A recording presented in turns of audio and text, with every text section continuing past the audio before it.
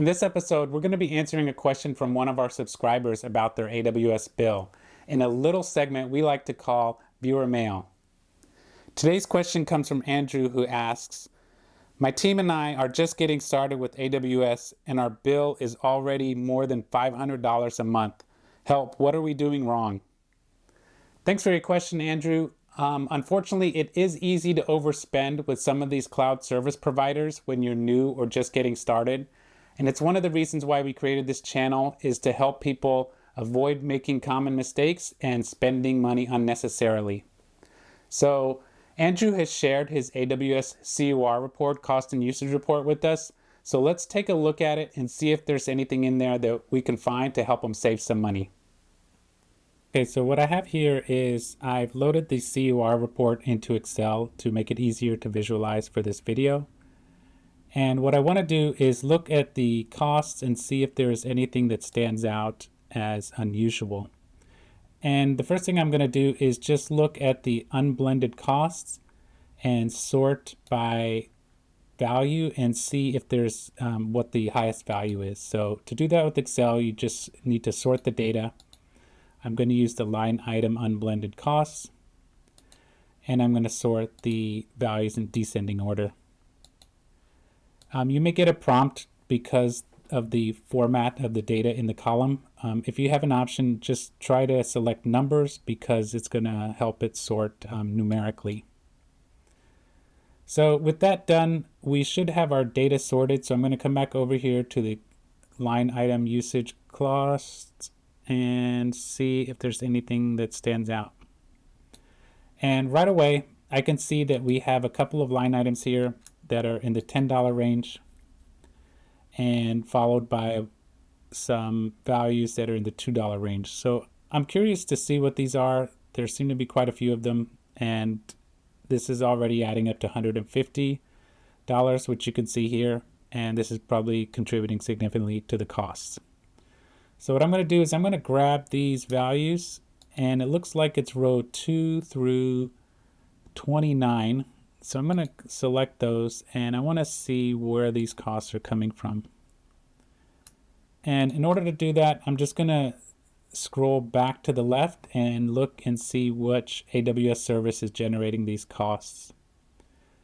And what I can see here in the product code and the usage type columns are that all of these costs are coming from Amazon RDS, or the database service.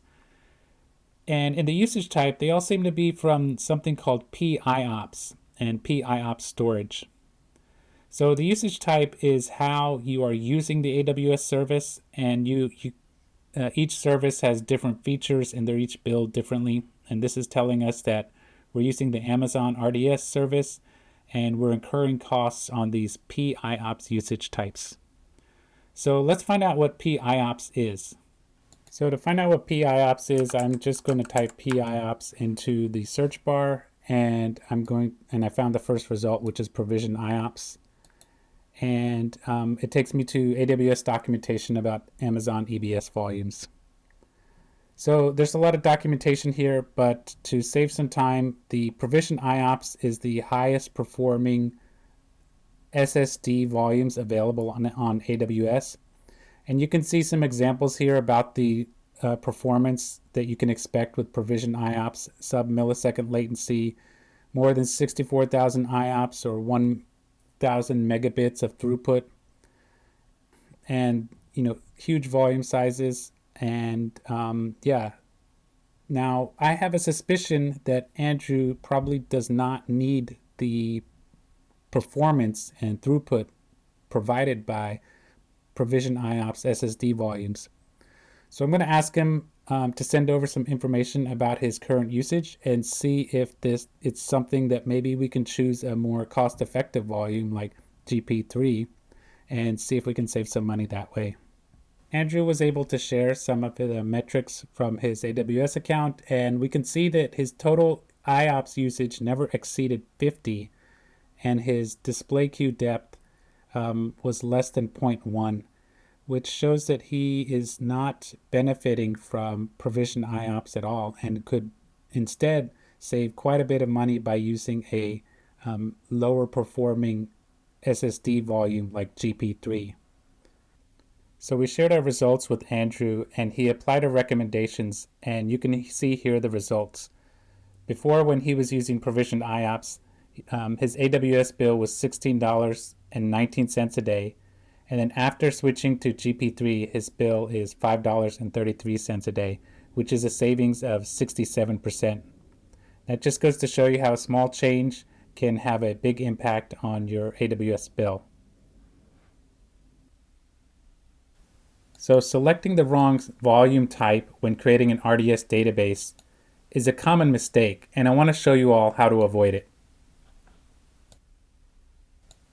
When creating a database, you're going to be presented with a couple of templates that you can select from: production, dev, test, or free tier. What's not entirely obvious is that when you select the production template, the default storage volume changes to a provisioned IOPS volume, which is the more expensive option, and it's up to you to change it back to GP3. So the next time you create an RDS database, remember to review all of the settings before creating it, and after you have created it, review your cost information in the Cost Explorer or the COR report to make sure that your costs are matching your expectations. So I think what we found here is going to help Andrew save some money going forward. A couple of takeaways from this exercise that I recommend are to make it a habit to check your AWS bill on a regular basis. If you can, try to tie it back to infrastructure changes. So if you deploy, if you spin up new EC2 instances on Tuesday and you're checking your AWS bill on Friday, hopefully you'll be able to see the correlation in any increased spend. And then that's all for this episode. If you have a question about your AWS bill, subscribe and leave a comment below, and we'll see if we can feature it in a future video. Otherwise, that's all for today. Thanks for watching, and we'll see you next time.